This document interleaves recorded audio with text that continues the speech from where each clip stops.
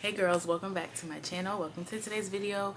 If you're new, welcome, and if you're returning, welcome back. Girl, thanks for hanging out with me today. So if you are familiar with my channel, you know for sitting down, then the Lord has placed something in my heart to share with you guys, and I have something to share with you guys, so let's get into it. I was reading yesterday in the book of Genesis, chapter 22. This is Abraham being tested by God. So this is when God told Abraham to sacrifice his son Isaac. And I had heard this story told before, but I had heard it told from an obedience point of view. But whenever I was reading this, God showed me something a little bit different. He kind of showed me his provision as Abraham was about to sacrifice his son. So I wanted to share with you guys, hopefully encourage someone out there who is just believing God for something and you're just kind of like, okay, Lord, where are you? I get it. I'm in the same boat. If you know, you know. If you've been watching my vlogs, you know. But I just know, especially us millennials, like there are so many of us believing God for like miracles, signs and wonders, okay? Like for God to move in a mighty way. We're just gonna read probably a few verses so that it all makes sense and it all comes together. So chapter 22 in Genesis. So it says, sometime later God tested Abraham. And he said to him, Abraham, here I am, he replied. Then God said, take your son, your only son, whom you love, Isaac, and go to the region of Moriah,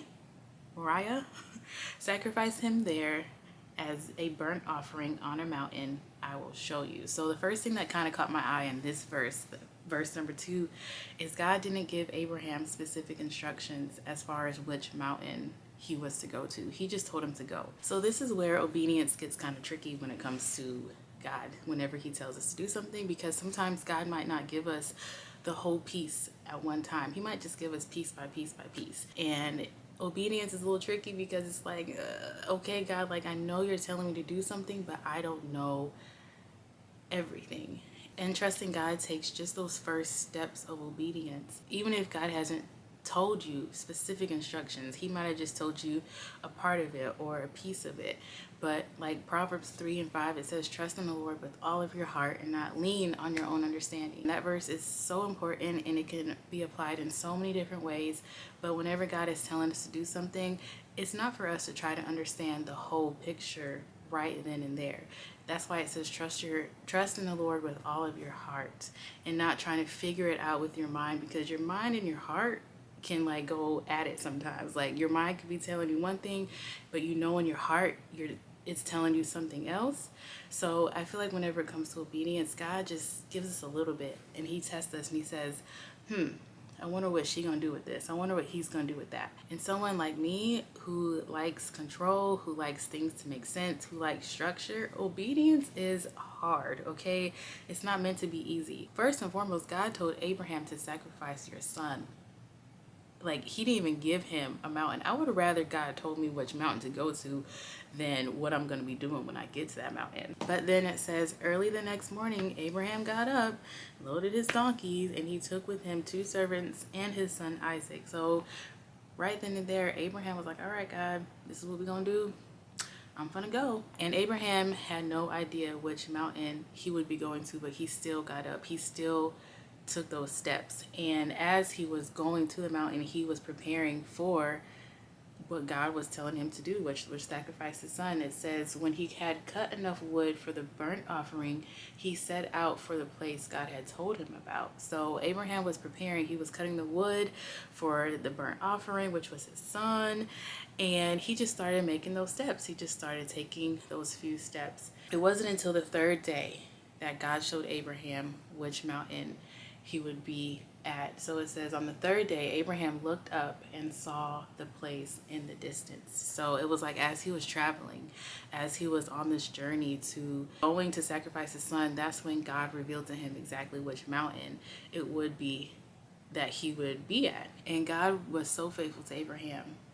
Like God told Abraham, he said, I will show you. And he did. On the 3rd day, Abraham looked up and there it was, you know. So it's like, what if Abraham never even started this journey? He wouldn't have been able to see this mountain from where he was at. He had to actually travel. He had to actually get up and move his feet. That's what walking by faith is. Walking by faith is actually moving. Like when you're walking, you're actually moving. It doesn't say stand by faith or sit by faith. No, walk by faith. So begin to take those steps whenever God is telling you to do something. So that was the first part of the story that was interesting to me, is God told Abraham to sacrifice his son. Abraham took those steps of obedience, and God was faithful to showing Abraham the mountain that he told him, I will show you. And Abraham took those steps of faith and obedience without even knowing what mountain it was that he was supposed to go to. And this is where I began to see, yes, Abraham was obedient, but he also had faith in the Lord's provision. And in verse 5, this is when Abraham was talking to his servants. It said, he said to his servants, stay here with the donkey while I and the boy go over there.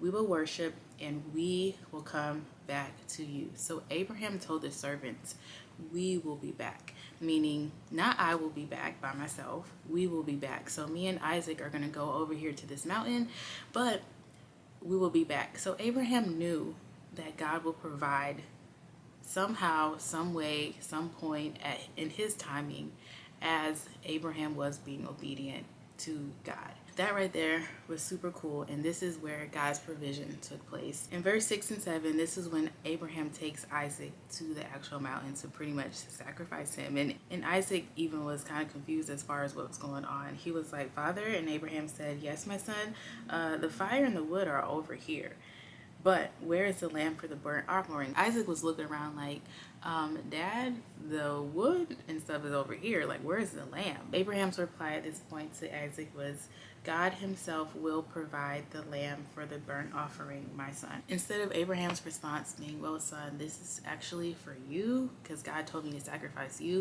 his reply was, the Lord will provide the lamb. So there again, Abraham is certain in the Lord's provision. And so from there, Abraham, he was still being obedient to what the Lord was telling him to do. He was taking those steps, and he was still moving by faith, even though what God was telling Abraham to do was crazy and just absurd. God was testing Abraham, but at this point Abraham didn't know that. He just believed that the Lord would provide. So he continued on minding his business. It says in verse 9, Abraham built an altar there, arranged the wood on it. He bound his son Isaac and laid him on the altar on top of the wood. So it's like, okay, God, here we go. Put my son up here to sacrifice him. He pulled out his knife to slay his son, and right then and there an angel appeared, and he said, Abraham, Abraham, do not lay a hand on the boy. Do not do anything to him. Now I know that you fear God, because you have not withheld me from your son, your only son. So it's like, I was trying to picture this in my head, like as Abraham was like pulling out his knife to like slice his own son in half. Like, I don't know if I could have gotten to that point. Like, okay, God, I might take my son to the mountain, but laying him on the wood, taking out, I don't think I could have got that far. So God, like, he was testing Abraham down to the last second. But God's timing is so perfect, because he did not allow anything to happen to Isaac. Like, it was like God was watching Abraham like a coach from the sideline, like, what you finna do, what you finna do, what you finna do. He's watching him to make that move, and it's like, okay, right at the last second, God stopped Abraham. He appeared to him and he said, do not do anything. I know at this point you trust me. I know that you fear me. Yeah, you're good. You're good. You're good. You're good. Okay. And right as the Lord appeared to Abraham, it says Abraham looked up, and there in a thicket he saw a ram caught by its horns. He went over and took the ram and sacrificed it as a burnt offering instead of his son. So Abraham called that place, the Lord will provide. And to this day it is said, on the mountain of the Lord it will be provided. I just love this so much, because I love that part when Abraham looked up, he saw the Lord's provision. He saw the lamb that the Lord provided for him instead of Isaac. And it was just like, this hit me so hard, because it's like the Lord's provision can happen in a split second.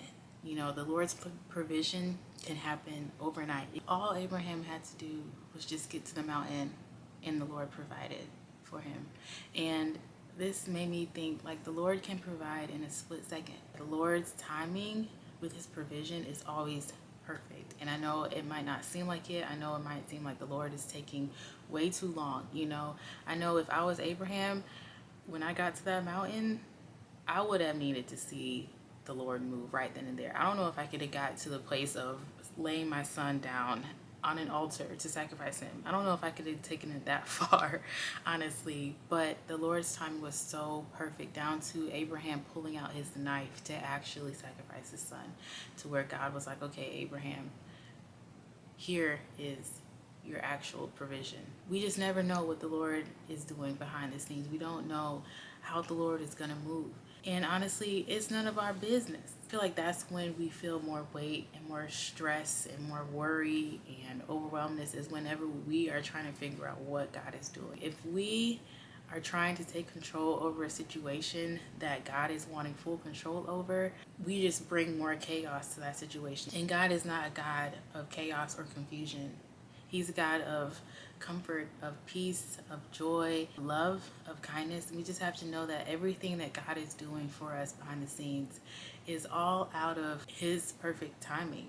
And only He knows that. If the Lord is giving you instructions, even if you don't have the full instructions, even if you don't have all of the instructions or specific instructions, but you know God has been nudging you on something, you know God has been tugging on your heart about something, He just wants your obedience. He just wants your obedience. And we have to know as His children that God will provide through our obedience. And we can't worry about what He's doing behind the scenes. We can't worry about how crazy it might look like to others. We have to continue to guard our hearts and stay in His word and stay in prayer, because obedience, like I said before, it's not easy. And if we're not guarding our hearts, if we're not staying in His word, if we're not staying in prayer, we can easily talk ourselves out of obedience. We can easily be distracted by what it is that the Lord is actually wanting us to do. The enemy, he's tricky, you know, and he could twist and turn the Lord's words. And, you know, if God tells us to do something, the enemy can take that and twist it and make it sound like something else, you know, just like he did Eve in the garden. But just like Abraham, as soon as the Lord told Abraham to go, the next morning Abraham went. Abraham didn't even wait until the next evening or the next week or the next month. The next morning, Abraham took those steps to what God was telling us to do. So I just love this whole story. I love how there's a revelation of obedience. I love how there's a revelation of faith in the Lord's provision. And I love how God's provision goes as far back to the book of Genesis, and we can still use that today. Like, we can still look in the Word of God and see the Lord's provision in the Old Testament. So as much as God is faithful to us in providing, He wants us to be faithful to Him in being obedient. So I think that's all. I hope that makes sense. I would encourage you to go back and read this for yourself and let the Lord speak to you. But until then, I hope that this made sense. I hope that it was encouraging to anyone out there maybe struggling with taking those first steps of obedience, or maybe you're struggling with believing that the Lord will provide for you. But I'm out of time. Micah's up and I need to go get him. So until next time, you guys, thank you guys for watching. I love you, and I'll talk to you later in my next video. Bye.